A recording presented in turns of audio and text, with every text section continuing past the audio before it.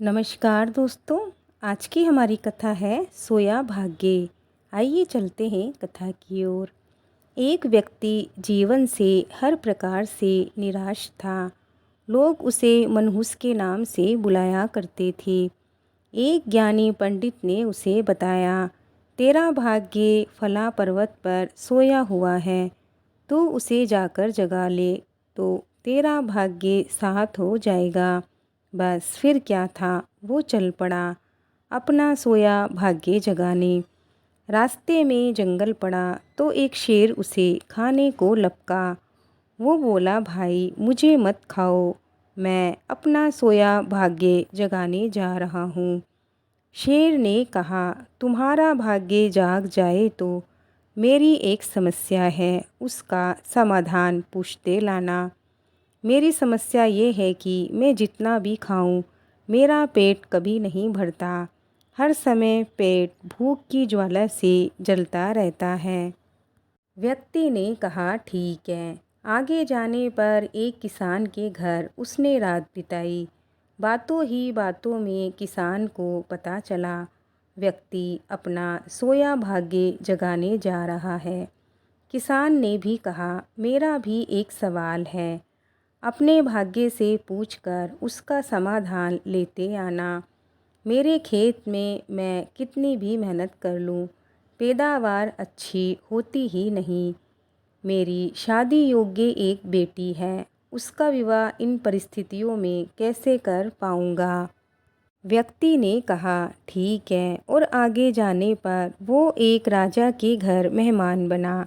रात्रि भोज के उपरांत राजा ने ये जान लिया कि वो अपना सोया भाग्य जगाने जा रहा है। उससे राजा ने भी कहा, मेरी परेशानी का हल भी अपने भाग्य से पूछते आना। मेरी परेशानी यह है कि कितनी भी समझदारी से राज्य चलाऊं, मेरे राज्य में अराजकता का बोला बाला ही बना रहता है। मनहूस व्यक्ति ने उससे भी कहा, ठीक है।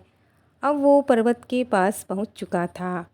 वहां पर उसने अपने सोए भाग्य को झंझोड़ कर जगाया। उठो उठो, मैं तुम्हें जगाने आया हूँ। उसके भाग्य ने एक अंगड़ाई ली और उसके साथ चल दिया। उसका भाग्य बोला, अब मैं तुम्हारे साथ हरदम रहूँगा। अब वो मनहूस नहीं रहा, बल्कि भाग्यशाली व्यक्ति बन चुका था और अपने भाग्य की बदौलत वो सारे सवालों के जवाब जानता था। वापसी यात्रा में वो उसी राजा का मेहमान बना और राजा की परेशानी का हल बताते हुए बोला, चूँकि तुम एक स्त्री हो और पुरुष भेष में रहकर राजकाज संभालती हो, इसीलिए राज्य में अराजकता का बोला बाला है।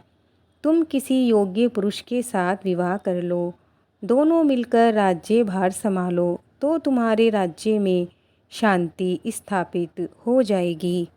रानी बोली, तुम ही मुझसे विवाह कर लो और यहीं रह जाओ। भाग्यशाली बन चुका व्यक्ति इनकार करते हुए बोला, नहीं नहीं, मेरा तो भाग्य जाग चुका है, तुम किसी और से विवाह कर लो। तब रानी ने अपने मंत्री से विवाह किया और सुखपूर्वक राज्य चलाने लगी। कुछ ही दिनों में राजकीय मेहमान बनने के बाद उसने वहाँ से विदा ली। आगे वो किसान के घर पहुँचा और उसके सवाल के जवाब में बताया, तुम्हारे खेत में 7 कलश हीरे जवाहरात के गड़े हैं। उस खजाने को निकाल लेने पर तुम्हारी ज़मीन उपजाऊ हो जाएगी और उस धन से तुम अपनी बेटी का विवाह भी धूमधाम से कर सकोगे। किसान ने विनयपूर्वक उससे कहा, मैं तुम्हारा शुक्रगुजार हूँ, तुम ही मेरी बेटी के साथ विवाह कर लो। पर भाग्यशाली बन चुका वह व्यक्ति बोला, नहीं नहीं, मेरा तो भाग्य उदय हो चुका है, तुम कहीं और अपनी सुंदर कन्या का विवाह करो। किसान ने उचित वर देखकर अपनी कन्या का विवाह किया और सुखपूर्वक रहने लगा। कुछ दिन किसान की मेहमान नवाजी भोगने के बाद वो जंगल में पहुंचा और शेर से उसकी समस्या का समाधान स्वरूप उससे कहा, यदि तुम किसी बड़े मूर्ख को खा लोगे तो तुम्हारी सुधा शांत हो जाएगी। शेर ने उसकी बड़ी आवभगत की और यात्रा का पूरा हाल जाना। सारी बात पता चलने के बाद शेर ने कहा, भाग्य उदय होने के बाद इतने अच्छे और दो बड़े अवसर तुमने गंवा दिए। ए मूर्ख इंसान, तुमसे बड़ा मूर्ख इस दुनिया में कौन होगा। तुझे खाकर ही मेरी भूख शांत होगी। और इस तरह वो व्यक्ति शेर का शिकार बनकर मृत्यु को प्राप्त हुआ। दोस्तों, यदि हमारे पास सही मौका परखने का विवेक और अवसर को पकड़ने का ज्ञान नहीं है तो भाग्य भी हमारे साथ आकर हमारा कुछ भला नहीं कर सकता। दोस्तों, ये कहानी यहीं पूरी होती है। आपको आज की कहानी कैसी लगी हमें लाइक कमेंट करके ज़रूर बताएं। मिलते हैं और एक नई कथा के साथ। जय श्री कृष्णा, जय श्री राधे।